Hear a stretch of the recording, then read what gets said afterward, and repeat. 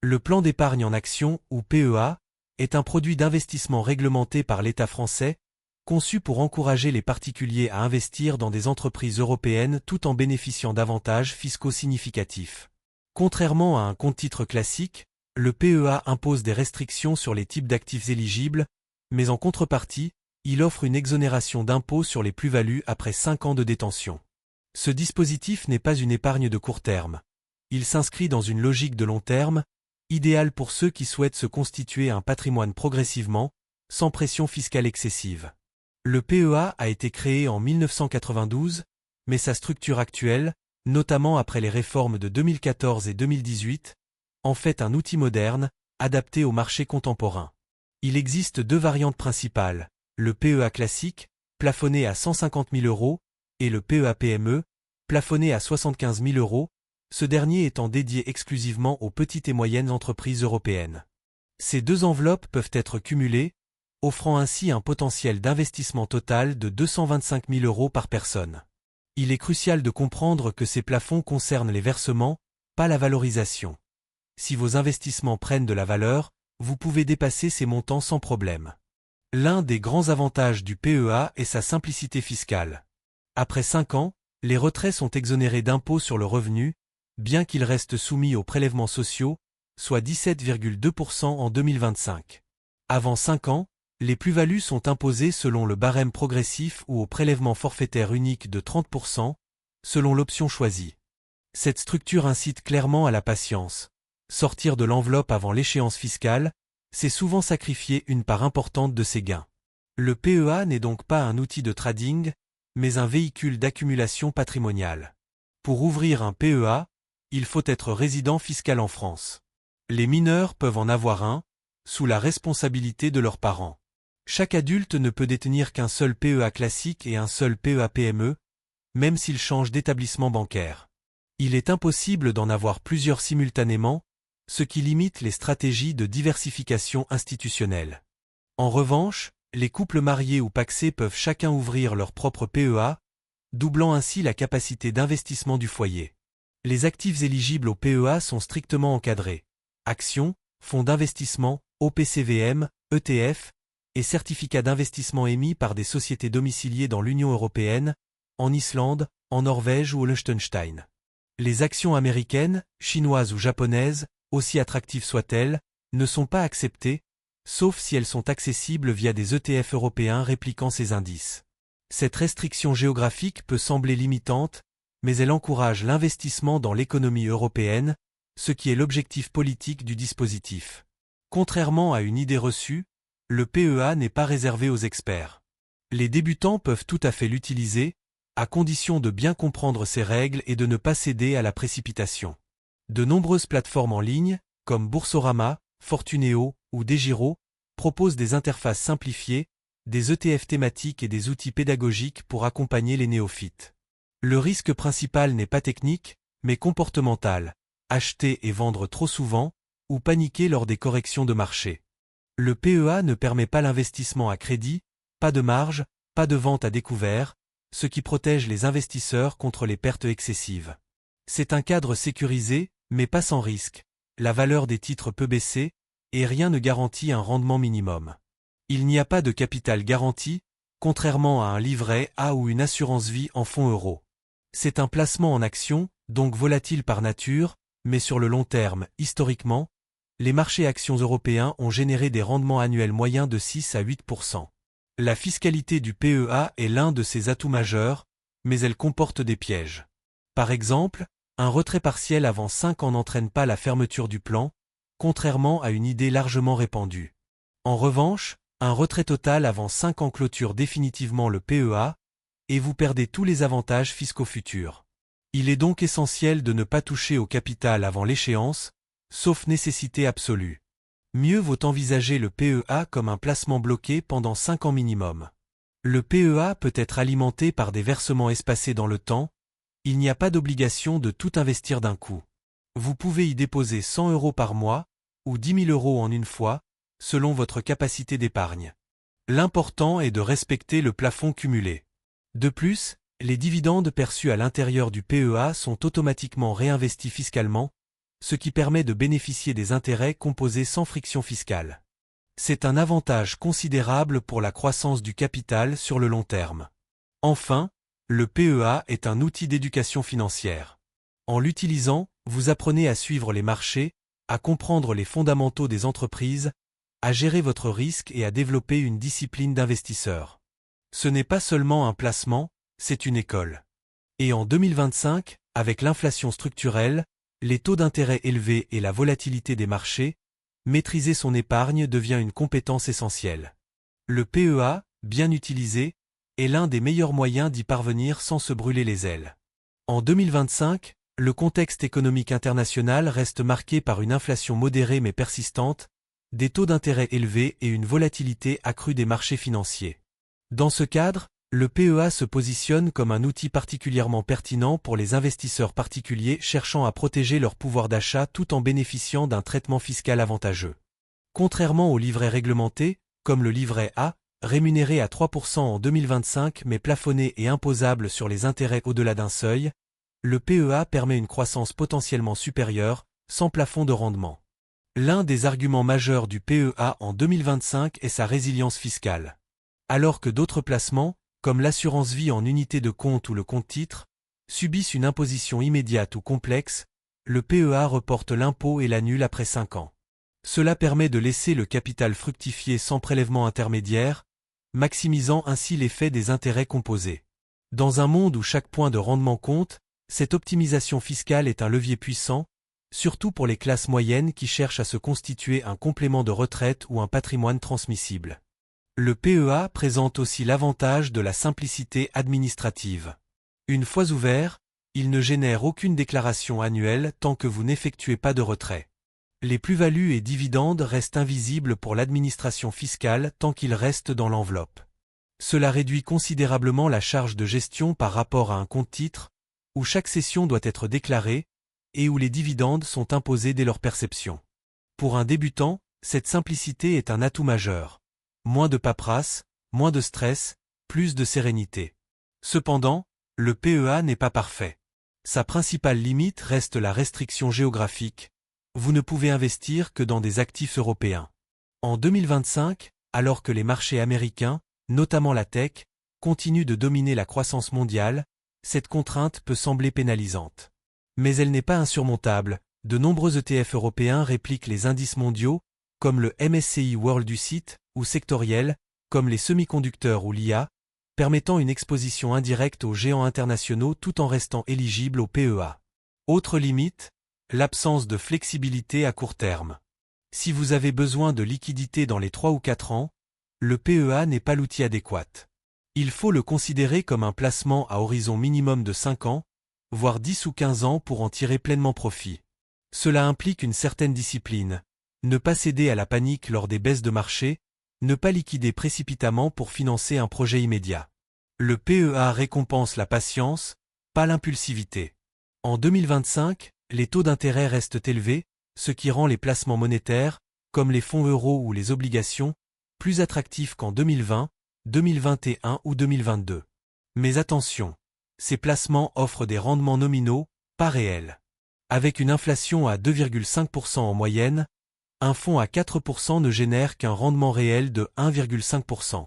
Le PEA, lui, permet d'accéder à des actifs à potentiel de croissance bien supérieur, même si la volatilité est plus forte. C'est un choix entre sécurité apparente et croissance réelle. Le PEA est aussi un bon outil de diversification. Contrairement à l'immobilier, qui demande un capital important et génère des contraintes de gestion, ou alors, qui ne rapporte rien, le PEA permet d'investir dans des centaines d'entreprises, secteurs et pays européens via un seul produit. Vous pouvez combiner des ETF larges, comme le Stoxx Europe 600, des actions individuelles, LVMH, ASML, SAP, et des thématiques, énergie verte, santé, défense, pour construire un portefeuille équilibré, adapté à votre tolérance au risque. Un autre avantage souvent sous-estimé, la transmission. En cas de décès, le PEA est intégré à la succession, mais les plus-values accumulées restent exonérées d'impôt sur le revenu. Les héritiers peuvent choisir de conserver le plan ouvert ou le clôturer sans pénalité fiscale sur les gains. C'est un atout majeur pour ceux qui souhaitent transmettre un patrimoine financier à leurs enfants sans leur imposer une facture fiscale lourde. En 2025, avec le vieillissement de la population, cet aspect devient de plus en plus stratégique. Malgré ces atouts, le PEA n'est pas adapté à tous les profils.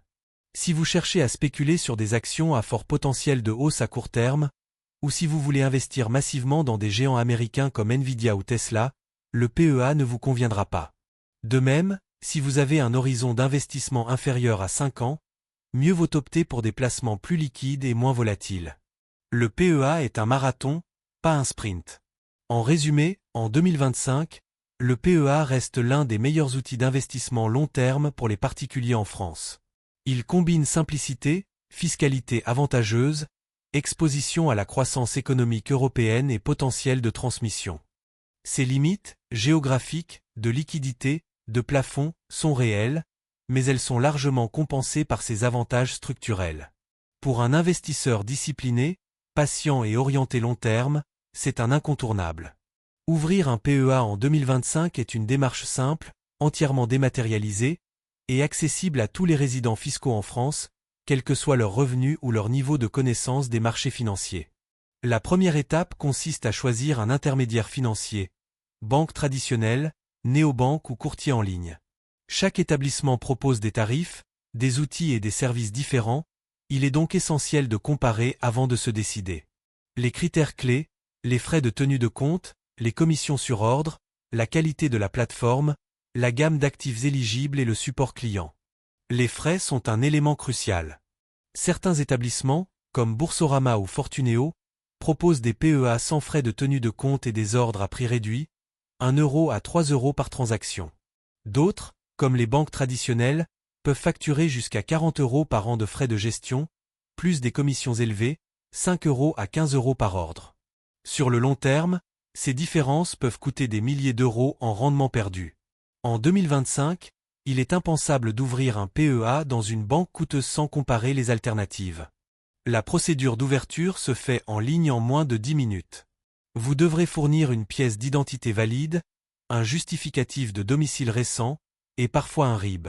Aucun apport initial n'est obligatoire. Vous pouvez ouvrir le PEA à 0 euros, puis alimenter plus tard. Certains établissements imposent un versement minimum, 50 euros ou 100 euros, mais ce n'est pas une règle générale. Une fois le compte validé, sous 24 à 48 heures en général, vous pouvez commencer à investir. Attention aux pièges marketing. Certaines plateformes proposent des PEA gratuits mais compensent par des frais cachés. Spread élargi sur les ETF, produits maison survalorisés, ou frais de change excessifs. En 2025, avec la multiplication des néobanques et des fintechs, la vigilance est de mise.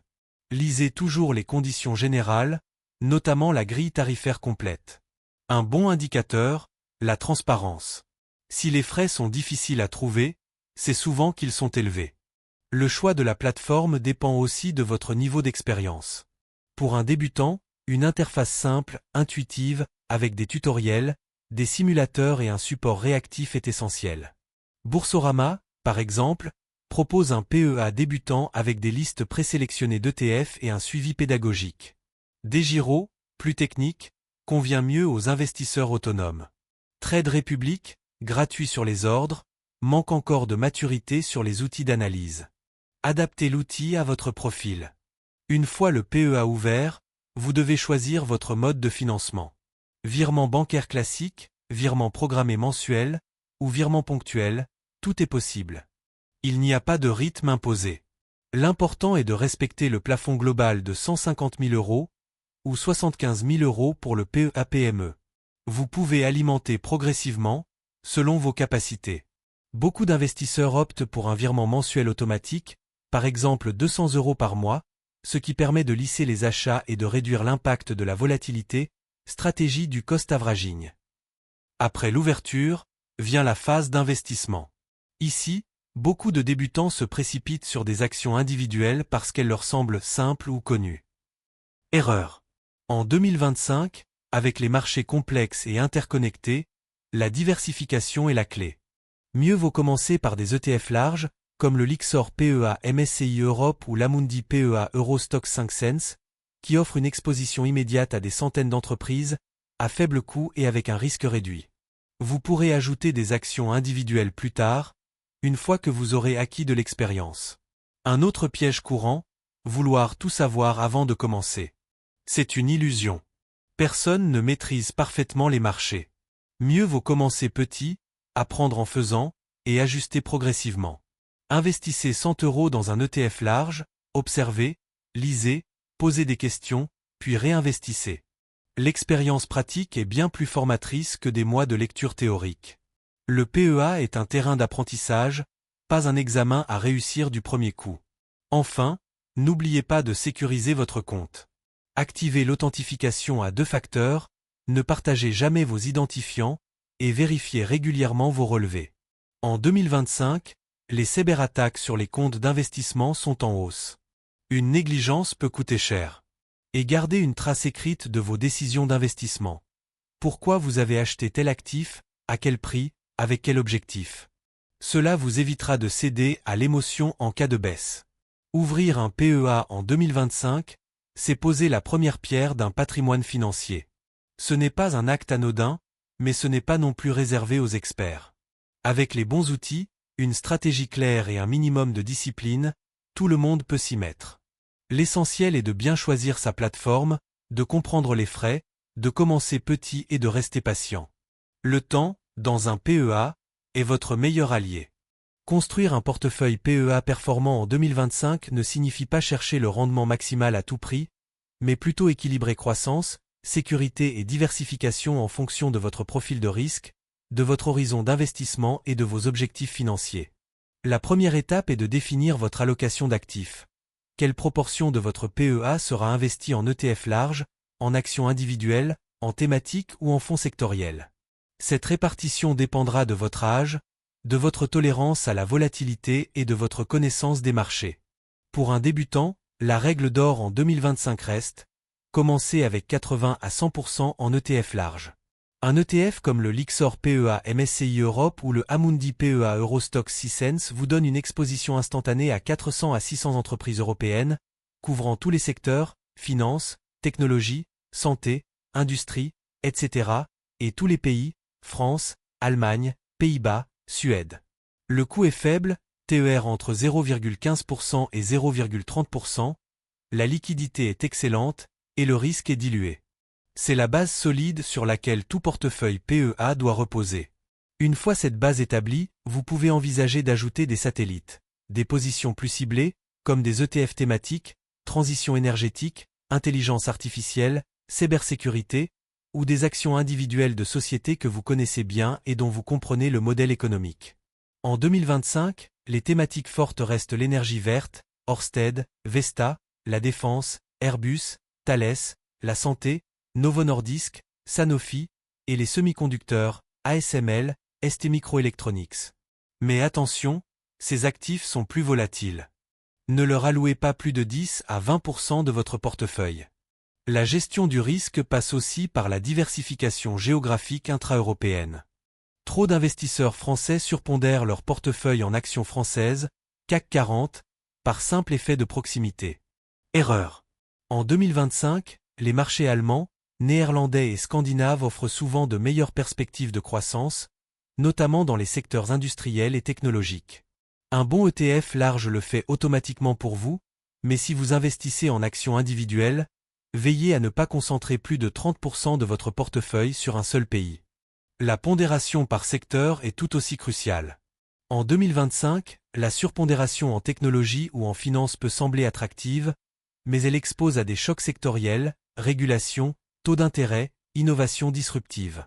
Un portefeuille équilibré doit inclure des poids dans la santé, résiliente en période de crise, l'industrie, bénéficiaire des plans de relocalisation, les services, stables, et les matières premières, protection contre l'inflation.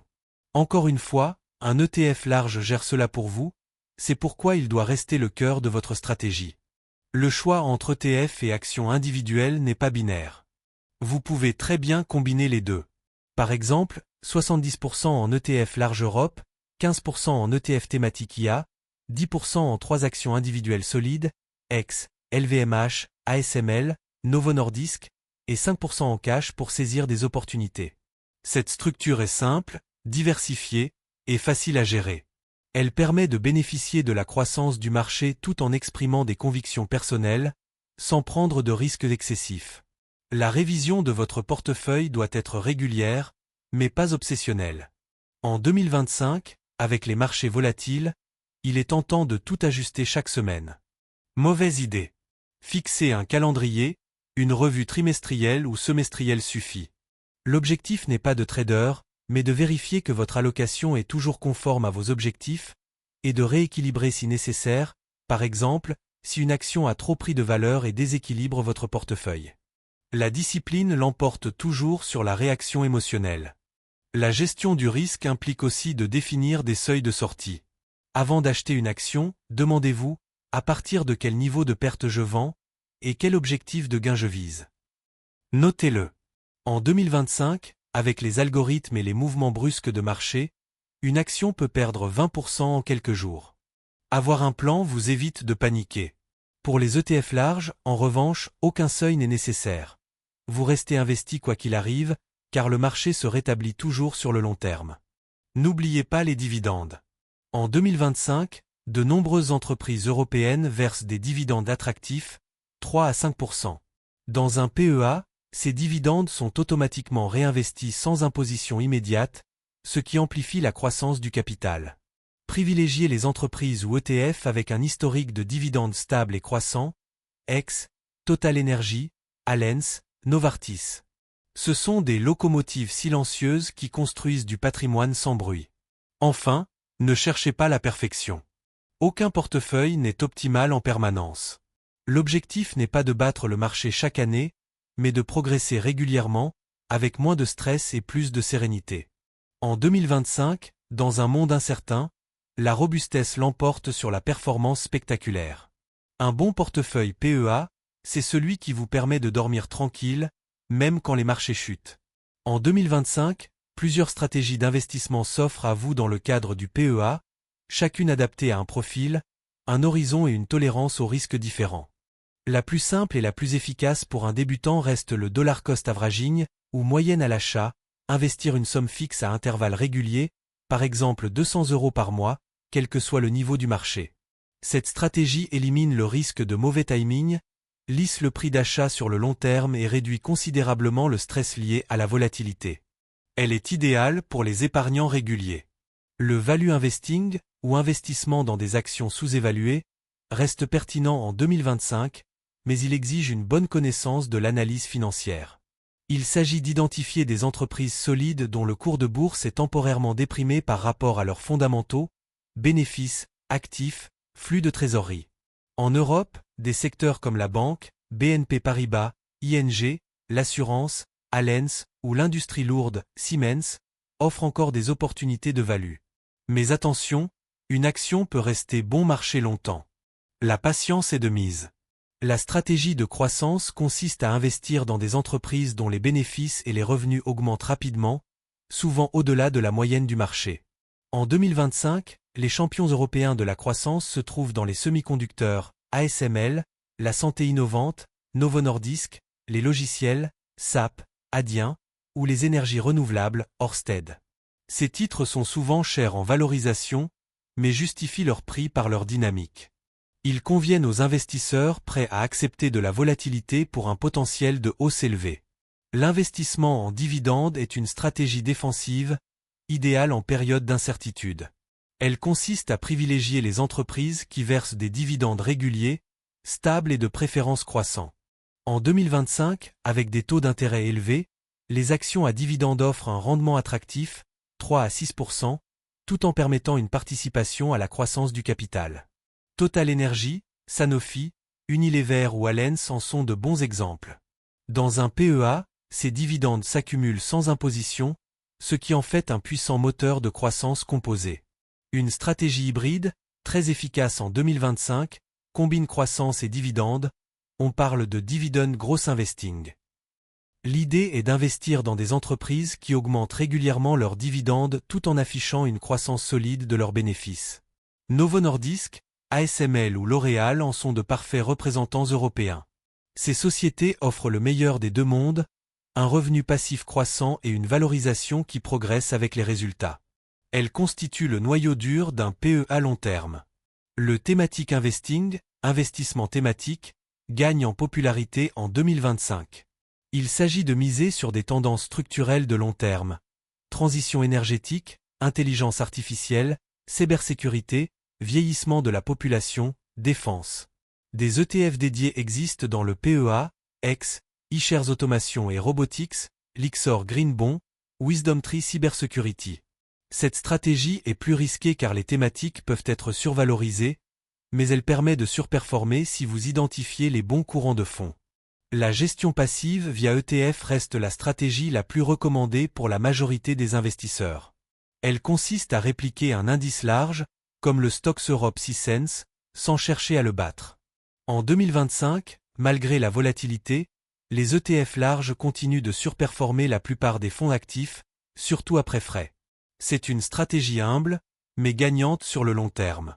Elle demande peu de temps, peu de connaissances, et génère des résultats constants. À l'inverse, la gestion active, sélection d'actions individuelles, est réservée aux investisseurs expérimentés ou passionnés. Elle peut générer des surperformances, mais aussi des échecs cuisants. En 2025, avec l'accélération du changement technologique et réglementaire, le risque de se tromper est élevé.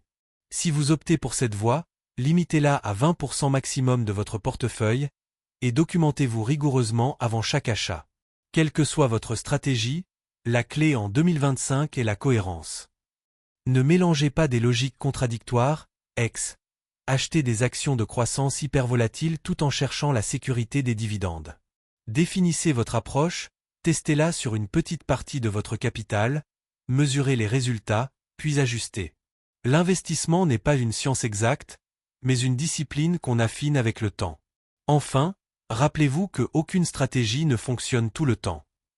Les marchés changent, les cycles économiques tournent, les gagnants d'hier deviennent les perdants de demain. La meilleure stratégie en 2025 est celle qui vous correspond, que vous comprenez, et que vous pouvez appliquer avec discipline, même quand les émotions vous poussent à tout vendre ou tout acheter. La constance bat toujours la perfection. Gérer un PEA en 2025 ne signifie pas surveiller les cours chaque heure ni réagir à chaque fluctuation du marché. Au contraire, la bonne gestion repose sur la discipline, la régularité et la sérénité. La première règle, fixer un calendrier de suivi. Une revue mensuelle pour vérifier vos positions, une revue trimestrielle pour analyser la performance globale, et une revue annuelle pour rééquilibrer si nécessaire. Le reste du temps, laissez votre portefeuille travailler. Moins vous intervenez, mieux c'est. La question quand acheter n'a pas de réponse parfaite, et c'est tant mieux. En 2025, avec les marchés influencés par les taux, la géopolitique et les innovations technologiques, prédire le bon moment est impossible. La solution ? Acheter régulièrement, sans essayer de chronométrer le marché. Si vous investissez 200 € par mois, vous achetez automatiquement plus d'actions quand les cours sont bas, moins quand ils sont hauts. C'est la magie du dollar cost averaging, vous gagnez sans avoir à être un génie. Quand vendre ? Est une question plus délicate. Pour les ETF larges, la réponse est simple, jamais, sauf besoin de liquidité après 5 ans. Le marché européen, sur 10 ou 20 ans, a toujours fini par se rétablir et croître. Pour les actions individuelles ou les ETF thématiques, en revanche, il faut définir des règles claires à l'avance. Je vends si l'entreprise perd 30% de sa valeur sans raison fondamentale, ou je vends si elle atteint un pair de 40 et que la croissance ralentit. Notez ces règles, et respectez-les. Le rééquilibrage est une étape cruciale, souvent négligée. Imaginons qu'en 2025, vous ayez un portefeuille censé être à 70% en ETF large et 30% en actions individuelles. Après une forte hausse des techs, vos actions représentent soudain 50% du portefeuille. Cela augmente votre risque. Le rééquilibrage consiste à vendre une partie des gagnants pour racheter des parts de l'ETF sous-pondérées, afin de revenir à votre allocation cible. Faites-le une fois par an, pas plus. C'est une assurance contre la surconcentration. Les erreurs à éviter sont nombreuses, mais prévisibles. La plus courante, vendre en panique lors d'une correction. En 2025, les baisses de 10 à 20% restent fréquentes. Mais historiquement, elles sont toujours suivies de rebonds. Vendre en bas de cycle, c'est cristalliser une perte et rater la reprise. Autre erreur, acheter uniquement ce qui monte fort, par effet de mode, une action IA qui a déjà doublé. C'est souvent le moment où le risque est maximal. Acheter quand c'est délaissé, pas quand c'est surmédiatisé. Ne jamais investir sous l'effet de l'émotion, ni d'euphorie, ni de peur. En 2025, les réseaux sociaux, les influenceurs et les médias amplifient les extrêmes. Restez sourds aux conseils sensationnalistes. Votre stratégie est la vôtre, basée sur vos objectifs, pas sur le bruit du marché. Gardez un carnet d'investissement, notez chaque achat, la raison, le prix, l'objectif. Cela vous évitera les décisions impulsives. Autre erreur fatale, ignorez les frais. En 2025, certains courtiers facturent des frais de change cachés, des spreads élevés sur les ETF ou des commissions récurrentes. Sur 10 ans, ces frais peuvent grignoter 15 à 20% de votre rendement. Vérifiez toujours le coût total de détention d'un actif. Privilégiez les ETF à TER bas, moins de 0,30%, et les courtiers transparents. Chaque euro économisé en frais est un euro de rendement en plus. Ne surtout pas négliger la diversification. Acheter 10 actions du CAC 40 n'est pas diversifié. Ce sont des entreprises françaises, exposées aux mêmes risques économiques et politiques. Un vrai portefeuille diversifié inclut des pays, des secteurs, des tailles d'entreprise, small, mid, large cap, et des styles d'investissement, value, grosse, dividende. Encore une fois, un ETF large fait cela pour vous, c'est pourquoi il doit rester la colonne vertébrale de votre PEA. Enfin, ne confondez pas activité et performance. Trader tous les jours, acheter et vendre sans cesse, ne vous rendra pas plus riche, au contraire, cela augmentera vos frais, votre stress et vos erreurs. En 2025, les meilleurs rendements vont aux investisseurs patients, disciplinés, qui restent inactifs la plupart du temps. Le PEA récompense l'immobilité intelligente, pas l'agitation.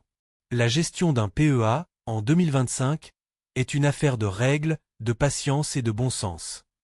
Fixez vos principes, respectez-les, et laissez le temps faire son œuvre. Le marché ne vous récompensera pas pour votre intelligence, mais pour votre discipline. Et c'est bien mieux ainsi. La fiscalité du PEA en 2025 reste l'un de ses atouts majeurs, mais elle comporte des subtilités que tout investisseur doit maîtriser pour éviter les mauvaises surprises. Le principe central n'a pas changé, après 5 ans de détention, les plus-values et dividendes retirés sont exonérés d'impôts sur le revenu. Seuls les prélèvements sociaux, 17,2%, restent dus. C'est un avantage considérable, surtout comparé aux comptes-titres, où les plus-values sont imposées à 30%, PFU, ou au barème progressif dès la première session. Avant 5 ans, la fiscalité est moins avantageuse. Les plus-values sont imposées selon le régime des plus-values mobilières, soit au PFU de 30%, 12,8% d'impôts plus 17,2% de prélèvements sociaux, soit au barème progressif de l'impôt sur le revenu, si vous optez pour cette option. Les dividendes perçus avant 5 ans sont aussi imposés, mais seulement au moment du retrait, tant qu'ils restent dans le PEA, ils ne sont pas déclarés.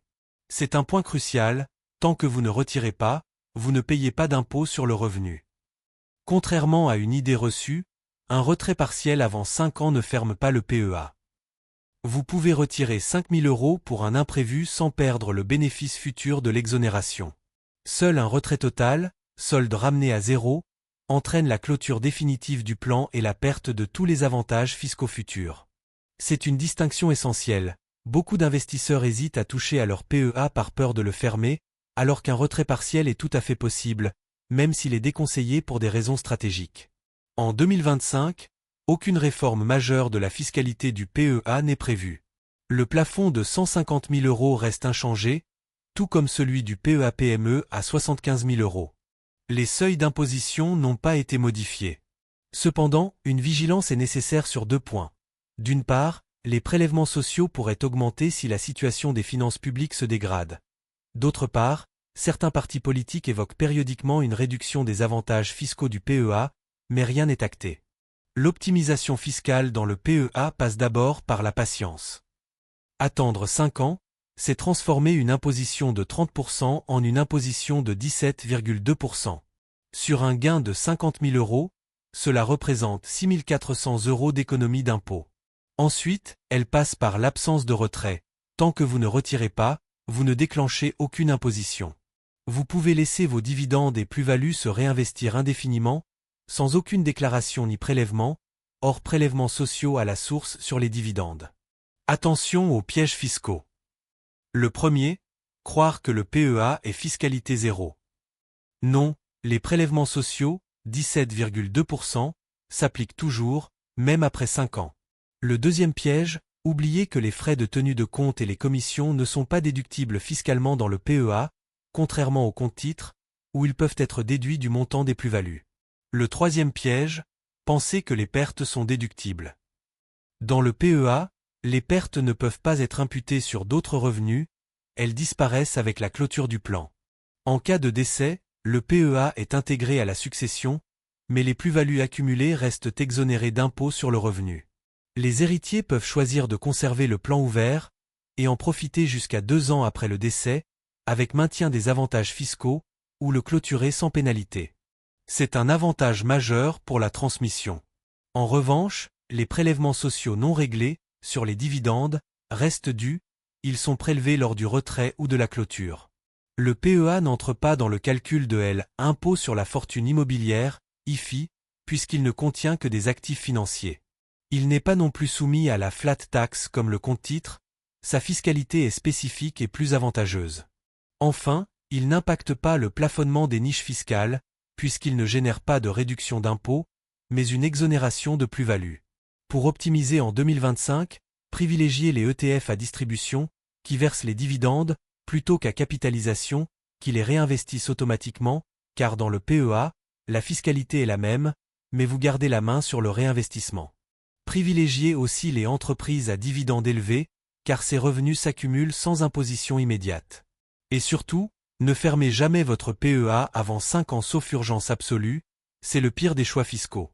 En résumé, la fiscalité du PEA en 2025 reste extrêmement attractive, à condition de la comprendre et de la respecter. Elle récompense la patience, pénalise la précipitation et ignore les pertes. C'est un cadre stable, protecteur et optimisé pour le long terme. Utilisez-le à bon escient et il vous rendra bien plus que des euros. Il vous rendra votre sérénité fiscale.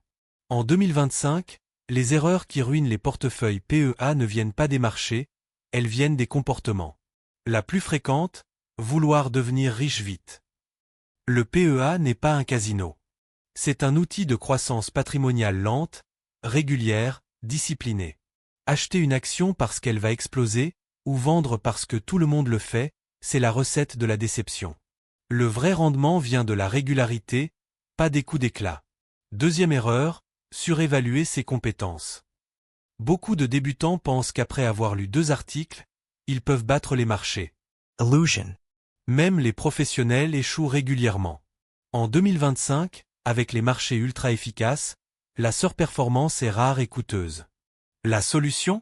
Commencez par des ETF larges, apprenez lentement, et n'investissez en actions individuelles qu'avec de l'argent que vous pouvez vous permettre de perdre, et seulement après des mois de pratique.